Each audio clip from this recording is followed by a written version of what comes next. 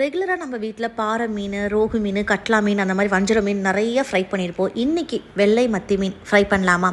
ரொம்ப ஈஸி இது பண்ணுறது, சட்டுன்னு பண்ணிடலாம். ஸோ இதுக்கு வந்து நான் எடுத்துருக்கிறது ஒயிட் சார்டன் ஃபிஷ், வெள்ளை மத்தி மீன் சொல்லுவாங்க.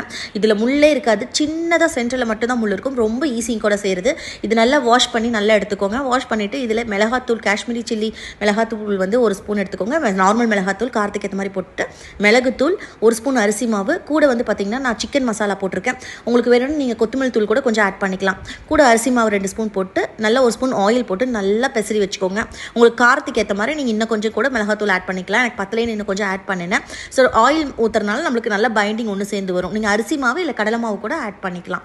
நீங்கள் இந்த மாதிரி பண்ணுறதுனால நல்லாவே உங்களுக்கு கோட்டாய் நல்லாயிருக்கும். இது அட்லீஸ்ட் வந்து ஒரு 2-3 மணி நேரம் ஊற வச்சிங்கன்னா ரொம்ப நல்லாயிருக்கும். அதுக்கப்புறம் இந்த மாதிரி ஆயிலையும் ஃப்ரை பண்ணி எடுக்கலாம். இல்லாட்டி நீங்கள் தவா ஃப்ரை கூட பண்ணலாம். இந்த மத்தி மீன் ஃப்ரை ரசம் சாதம் கூட ஒரு பக்காவான காம்பினேஷன். ட்ரை பண்ணி பாருங்கள்.